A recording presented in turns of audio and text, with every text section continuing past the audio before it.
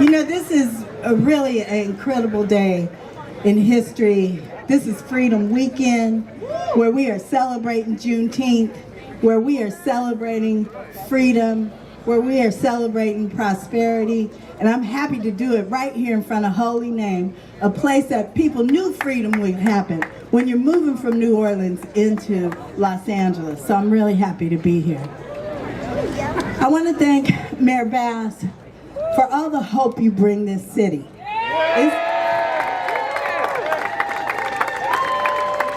It's her leadership that makes us want to do this kind of work, right?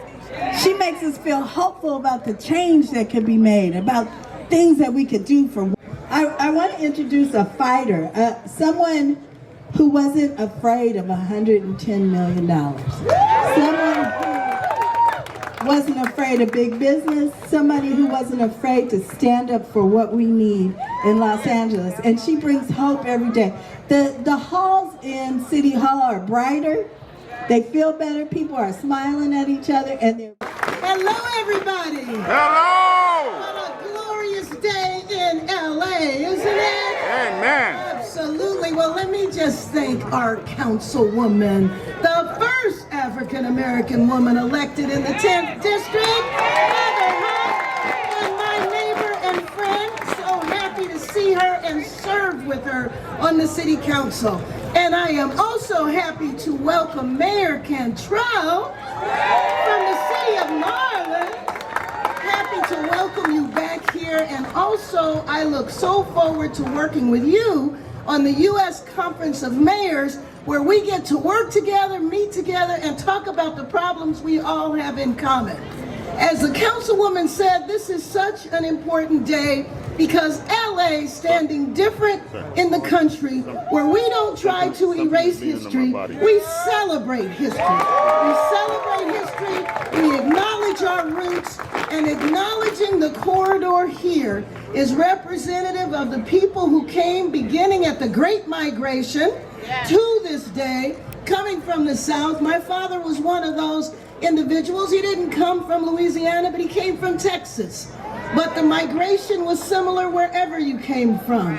People came here and developed roots and shaped the city of Los Angeles, and today is a part of acknowledging that history in its past and it's also its current form. And I'm so happy that we are joined by so many other elected officials. The new Angelino, Mayor, but we won't tell everybody in New Orleans. Mayor Cantrell, thank you.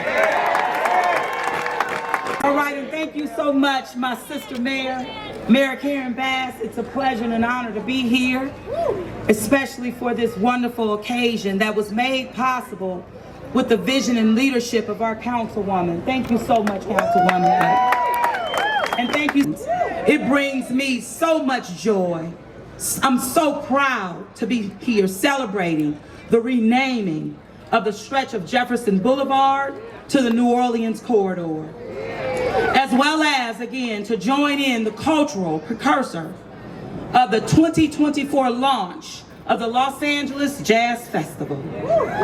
This historic weekend truly commemorates the deep cultural ties between the city of Los Angeles and the city of New Orleans. And as you know, the uniquely American history and the story of our cultural migration, the Great Migration. February 1883, with the completion of the Southern Pacific Railroad, called the Sunset Route, or Sunset Route, whatever one you choose. It connected the city of New Orleans directly to the state of California. This route was a second transcontinental connection between the Southeast and the Pacific. Between 1940, 50, 60, and into 70, the population of the city of Los Angeles grew 900%. And it was people, our people, Black, Creole, leaving from the South, who migrated westward in a period known again as the Second Great Migration, fleeing the Jim Crow South fleeing disconnections from opportunity and growth and advancement. But at that time, it was the city of Los Angeles who said, come on, and welcome our people from Louisiana, specifically. I'm one of the most successful entrepreneurs, black entrepreneurs in the country. He's the owner of the LA Sentinel. He's the owner of multiple companies, and he puts on the single largest gathering of black people in America. I want y'all to get your hands together and give it up for Mr. Danny Bakewell Sr.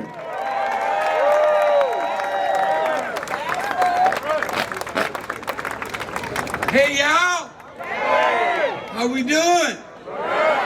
Yeah, we free even when we wasn't free.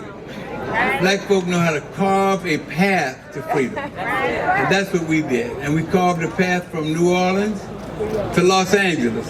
And when we got here, we established what we knew. How to have fun, how to take care of business, and to make sure that our legacy lived on. And everybody who has ever come through what's now going to be the Jefferson Corridor, which used to be, that's where New Orleans hang out, on Jefferson Boulevard, will forever know how the legacy was established by the Bakewells, by the McKennas, by the people, Harold and Belle's, all of those places. Now, what they don't tell you is there was booking horses in there, they were playing cards in the back room. But that ain't nothing. All right, now. The most recognizable face in sports, and I'm just going to say this: 20 seasons, 19 NBA All-Stars, 6-time NBA MVP, member of 6 NBA championship teams, and considered one of the greatest players of all time. Give it up, Kareem Abdul-Jabbar. Thank you so much. It's wonderful to be out here, man. Especially because this is Juneteenth weekend. For those of you who don't know, Juneteenth celebrates the time when black Americans didn't know that slavery was done, and they finally got the word. And it was on June 19th. So it's a special day for us. It commemorates liberation and freedom. And I'm really glad to be out here with you all today to celebrate that. I just want you guys to know, my father was a jazz musician. He played trombone, and he would have tried to get in the band here today. He also sang in the Hall, he and my mom sang in the Hall Johnson chorus. And you might have seen them, they did the background for some movies that were made in the early 40s, Cabin in the Sky. That's the Hall Johnson chorus.